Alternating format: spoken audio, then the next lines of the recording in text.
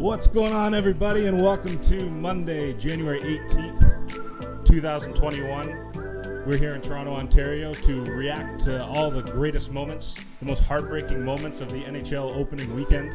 We're going to talk about the results from the bets that I gave you guys earlier, and we're going to go right into predictions for Monday and Tuesday night because there's games every single night, 116 days straight. I'm here to break them all down for you.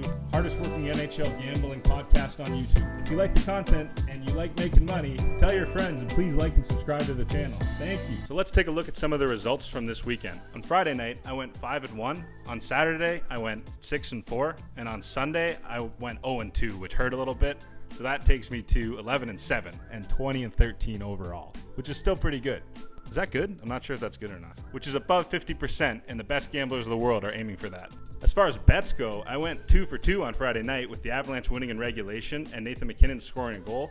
I also took off camera the Tampa Bay Lightning minus 1.5, but I didn't tell you guys that, so I can't celebrate it. On Saturday, my 2 parlays didn't hit, which is why I won't take parlays as official bets anymore. So let's talk about some of the most electric moments from the weekend. Number 1 on Friday night, the only thing you can talk about is the Colorado Avalanche. They beat the St. Louis Blues 8-0 in their second game, and they looked absolutely on fire. This is the Colorado Avalanche team everyone was predicting in Game 1 that we didn't get, that I lost money on, but I doubled down on them and I made it back, and it was a good choice, and the Avs are for real, and watch out. The next great moment for me in this weekend was Sharangovich scoring his first goal for the New Jersey Devils in overtime with like seconds remaining. I personally felt very invested in it because I had New Jersey in the parlay, and I did say that they would upset the Bruins in the second game.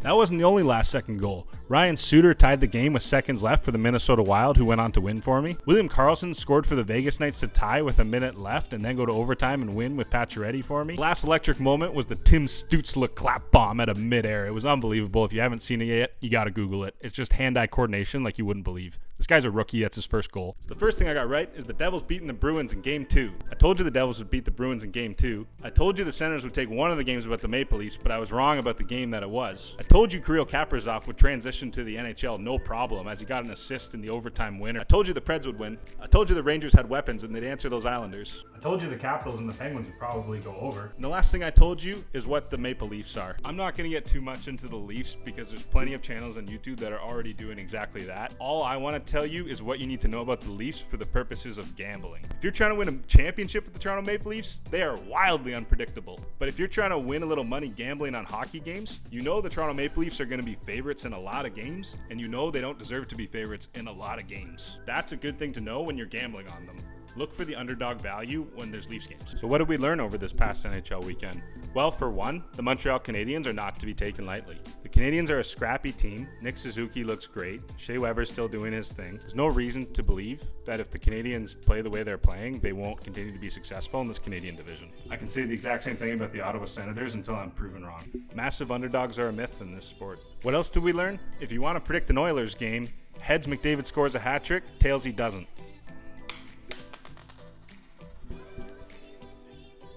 Another thing we learned is that I'm not going to use parlays for official picks. The odds of them actually hitting and making money off them are very low, so I'm going to stick to doing individual bets that have good value, and then maybe make one parlay for fun every weekend. So let's get right into the predictions for the games tonight. Coming up first, you have the Columbus Blue Jackets as minus 174 favorites against the Detroit Red Wings as plus 145 underdogs. Personally, I'm going to completely stay away from this game. I don't know what the situation with Dubois and Columbus is, and I don't think the Detroit Red Wings are good enough to win the game. The Columbus Blue Jackets are 4-1 following a loss of 3 or more. They're also 8-2 in their last 10 Monday games. Detroit, conversely, is 3-13 in their last 16 Monday games. Columbus is 20-9 in their last 29 as a road favorite, and they're 6-0 in their last 6 meetings in Detroit. The next game is the Boston Bruins as minus 135 favorites at the New York Islanders as plus 115 underdogs. The first thing I'm thinking is that I like the Islanders' value. I think those odds are kind of based on previous Bruin teams and previous Islanders team, which is now improved. When it comes to picking the Bruins in the Islanders game, I think it's a bit of a toss-up because the trends kind of go either way. They're both very good teams. The Bruins have come down a notch this year, and I think the Islanders have come up a notch this year. But let's take a look at the stats. The Bruins are 18-3 in the last 21 meetings between these teams, and the favorite is 9-1 in the last 10. But more important than that, the under that's in play. The under is 8-1-2 in the last 11 meetings. The under is 4-0 in the Bruins' last 4 overall. And the under is 4-0-1 in the Islanders' last 5. Now remember when I said you can make some money betting on the Leafs? This will be their 4th game in 6 days, and over the last 12, they're 2-10 in that 4th game. The Leafs are also 0-5 in their last 5 following a win. The road team is 5-1 in the last 6 meetings between these teams. And the Jets are 4-1 in the last 5 Monday games. The Jets are a 135 underdog, and that's great value to more than double your money if they win. The next game is the Buffalo Sabres as plus 140 underdogs at the Philadelphia Flyers, who are minus 165 favorites. I'm going to take the Philadelphia Flyers in regulation in this one again, and this is a back-to-back, and I'm probably going to take the Flyers in regulation again tomorrow. That way, even if they drop one, I'll make my money back, but I think they're probably going to win both. Philly is 7-1 in the last 8 Monday games, 10-2 when their opponent scores 2 or less in the previous game, 5-1 in their last 6 after scoring 5 or more in the previous game, and Buffalo is 1-5 over the last 6 on both 2 days rest and against winning teams. The next game is the Carolina Hurricanes as minus 120 favorites at the Nashville Predators plus 100 underdogs. I'm probably going to stay away from this game. They're going to play on a back-to-back as well, and I would potentially take the loser of the first game in the second game. Sorry, I'll take the team that doesn't win in the first game in the second game. Nashville are 4-1 in the last 5 on 1 day's rest, while Carolina are 0-4 in the last 4 on 1 day's rest. Nashville is also 4-1 in the last 5 at home. But Carolina, on the other hand, is 7-1 in the last 8 meetings between these teams. They're 4-0 in the last 4 in Nashville, but also Nashville is 40-13 in the last 53 Monday games. If you insist on betting on this game, I would potentially take the Predators at their value of plus 100 to double your money. Up next, we have the Sharks as plus 153 underdogs against the St. Louis Blues minus 184 favorites. The Sharks are 1-5 in their last 6 overall. They're 1-6 in their last 7 on the road, 0-5 in the last 5 meetings between these teams, 1-5 in the last 6 meetings in just St. Louis. The favorites won 4-1 in the last 5. I would fade this game. The Sharks are better than I gave them credit for, and I'm still not quite sure what the Blues are yet. Wild minus 138 favorites against the Anaheim Ducks at plus 115 underdogs. Minnesota Wild is 6-1 against losing teams. They're 10-2 in the last 12 road games. Anaheim is 1-5 after scoring 2 or less in previous game. Road team is 6-0 in the last 6. Give me the Wild in this game. At first, I thought the Wild would be a mediocre team, but they've made some additions, and Kevin Fiala seems to be playing great as well, so I would take them in regulation at plus 105 against the Ducks in this game. Up next, you have the Montreal Canadiens at the Edmonton Oilers, minus 110 for both teams. It's a complete split game. The Oilers got blown out by the Canadiens in the last game, and McDavid and Draisaitl did not score a goal. That's why for this game, my pick is going to be that McDavid does score a goal. It's pretty much the only thing you can count on the Oilers. The Oilers are 4-0 after allowing 5 or more goals in the previous game. They're 4-0 after a home loss of 3 or more. 5-1 in the last 6 following a loss of 3 or more. And Montreal is 1-5 of its last 6 following a W. So McDavid to score a goal, plus 105. If I had to choose, I would probably pick the Oilers to split the series. The under is 8-1-1 in the last 10 for the Vegas Golden Knights. It's 5-1 in the last 6 meetings between these teams in Vegas, and it's 4-0 in the last 4 meetings straight up. The under is 4-0 after a win for the Golden Knights. In the last game for Monday night, you got the Vancouver Canucks as plus 123 underdogs against the Calgary Flames as minus 148 favorites. So Vancouver's actually 1-5 in the last 6 meetings between these teams. They're 4-12 in the last 16 in Calgary, but they're 6-2 in the last 8 Monday games. They're 9-3 on their last 12 on 1 day's rest. But here's a stat that's even more important. The over is 9-4 in the last 13 meetings between these teams. The over is 19-8-4 in the last 31 in Calgary. The over is 11-3-1 in the last 16 following a Calgary win. The over is 12-5-1 in Calgary's last 18 on 1 day's rest. Over is 4-1 in Canucks' last 5 following a loss of 3 or more goals. For this game, I think the over is very much in play. At over 6, you can get minus 114 odds. So on Tuesday, the first game is the New Jersey Devils at the New York Rangers, and right away I would tell you guys to stay away from that one.